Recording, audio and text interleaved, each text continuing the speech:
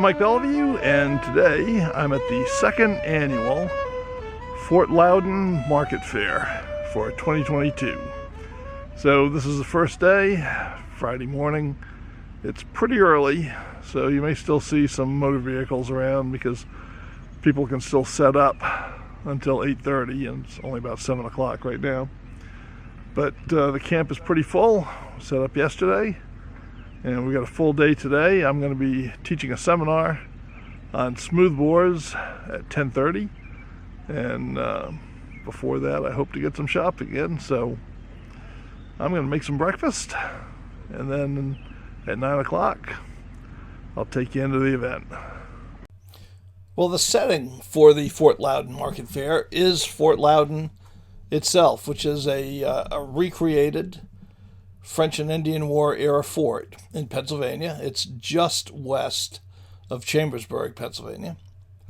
And it's a lovely little fort. This is the first fort on what's known as Forbes Road, which is the road that General Forbes cut to support his expedition against Fort Duquesne, French Fort Duquesne, which of course now is Pittsburgh, Pennsylvania. This fort was largely a supply depot, but they also had patrols going out of it. And it was the focal point of the Black Boys Rebellion under James Smith, which is where American civilians actually took on the British Army prior to the Revolutionary War in the 1760s. Because of the belief that the British Army was complicit with some traders in furnishing the Indians with gunpowder and lead, firearms, and other weapons that were used to attack the farmers here during Pontiac's rebellion, and they simply weren't having it. So this is really the scene of Americans asserting their independence and standing up for their rights earlier than the Revolutionary War. So that makes it doubly fascinating. And this is the second year for this event. And I have to say that the Historical Society here has done a marvelous job. It's very well organized. The event has been a huge success both years. And the fort itself has come a long way. It was really falling down 4 years ago. I used to come out here with my son, and we could watch it deteriorate. But that's not the case any longer. Well, they continue to improve the fort. If you remember from last year, that barracks was just frame, and now it's virtually complete. So every year it gets a little bit better. You know, one thing I'd like to point out is all the work at the fort is done by volunteers. And the Fort Loudon Historical Society gets no funding from any public source, not from the U.S. government, not from the state of Pennsylvania, or from the county of York, or anybody. Everything is done through their own fundraising efforts, of which a big one, of course, is the market fair. But they raise their own money. The folks who are members of the Historical Society volunteer their time, and they've done all the construction here.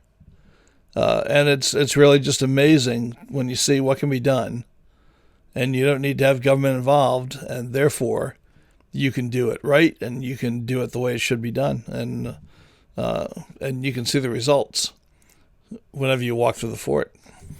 All right, let's stroll out to the vendors area, which is just up the slight hill outside the fort, and let's take a look at what's out there. Well, we're up here in the Artisans area, vendors area, and they've got probably 60 different vendors this year. So let's take a walk around and see who's here. Well, there's all sorts of authentic 18th century artisans, vendors selling authentic 18th century type goods, so newly manufactured for the most part. And, you know, I think this is really one of the best places to come, one of these market fairs, to buy clothes if you're a reenactor, because unlike getting them through the mail, you can try them on here and make sure it's going to fit. So here's a couple of shots of my friend Scott Isley, Scooter, buying a new shirt, which probably needed this week. One thing I will say about these last two market fairs, it's at the end of June, and it is hot, which you would expect. So it's good to have a change of shirt because sometimes you just need that. Of course, artists who make flintlock rifles, knives, and tomahawks are also well represented here. Well, we're over here at Simeon England's Firelocks, and he makes some beautiful tomahawks. And Simeon, why don't you tell me the story about that one? It's pretty cool looking. Well, thank you. This is made from a gun barrel. You can still see the rifling if you look close. You can see the rifling in the bowl. Yeah, I can see that. Yep. And so it's got a steel bit forge welded in, just like they were doing it traditionally. And you can see some engraving on it. These are these are not peace pipes. They are weapons also that you can just happen to smoke also. But that's a brass inlay on there, engraved. Yes. Yeah. That's a very cool looking hawk. I mean, it's very authentic looking.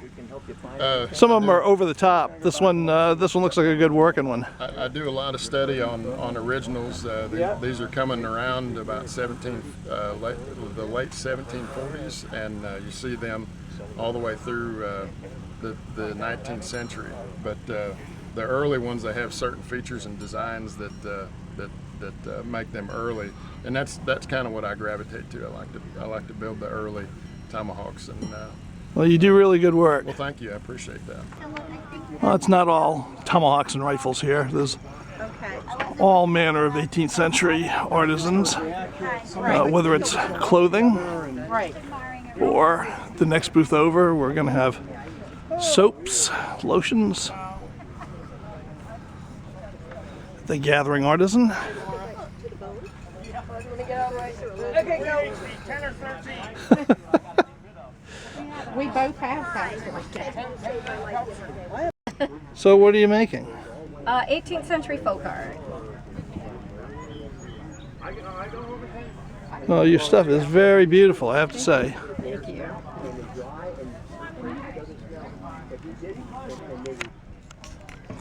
So I'm here with Justin Kaufman. He's a custom furniture maker, and he's working on a detail piece right now. Why don't you tell us what you're doing? Sure. I have a commission from a client near Philadelphia who has asked me to build a large Chippendale mirror with a phoenix at the top, and that phoenix will be gilded. So I thought, as a demonstration, while I'm here this weekend, I would just carve a practice phoenix. So that's what this is. You can see I've kind of rough sawn it, and I glued it to a backer board with some brown paper sack in between. That'll make it easy to remove. You can just pry it apart. So here are the carving tools, and I'll be carving this weekend this phoenix. That's beautiful, and in fact I prefer to use Swiss chisels myself. And what we're looking at now are some of Justin's finished pieces. So as you can see, he makes absolutely beautiful furniture.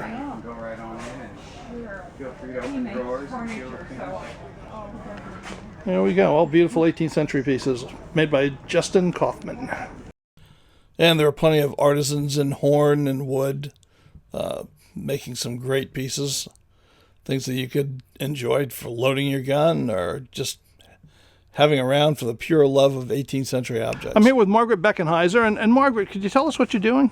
I am working on the bottom of what I call a standard or large chicken basket. This is the beginning of the bottom. There's the bottom of the finished one. So. And were these used for transporting fowl? These are a historical basket used for transporting fowl. Yeah, so if they were coming to market fair, either had extra to sell, or if they needed to buy some, they may have used this to transport them. Well, that's really interesting. You know the words to that one, right? Well, some of the best deals you're going to find on blanket trades, just like this one, right in front of people's tents. Market Fair, Fort Loudon, offers a lot of opportunities to learn about the 18th century. They've got interpreters recreating the military of the times there, as well as frontiersmen. There's a blacksmith on site plying his trade, and various other craftsmen.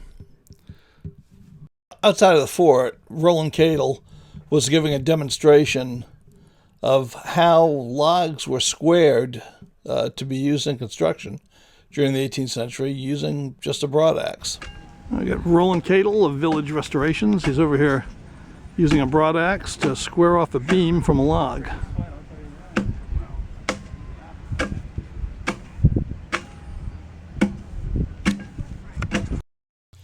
A couple of times a day from one of the bastions of the fort, they would have a demonstration in loading and firing the swivel gun, which was a small piece of artillery that was used to protect the fort.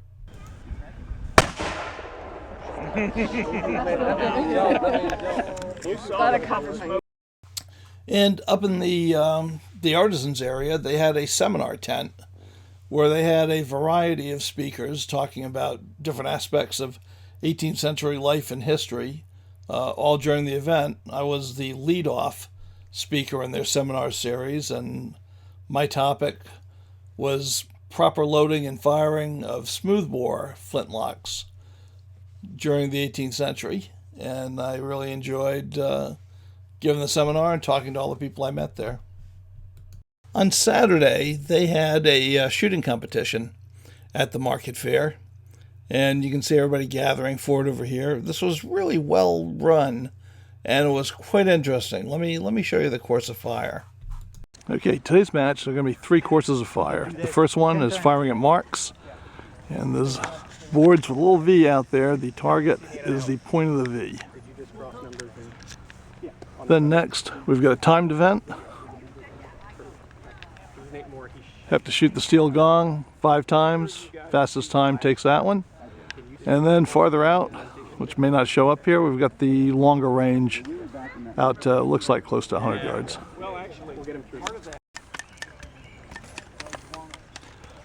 Right, in this match, it's going to be 5 shots.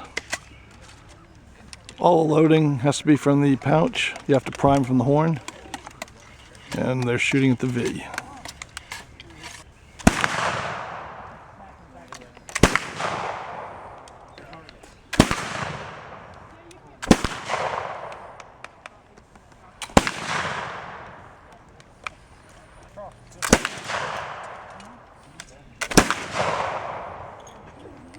The camp was full of music, both paid performers and just participants in the camp. My next door neighbor was a fiddle player, and people were dropping by all day to play with him. And Mike Delp, on the other side of me, was also a fiddle player, and he entertained us quite a bit as well.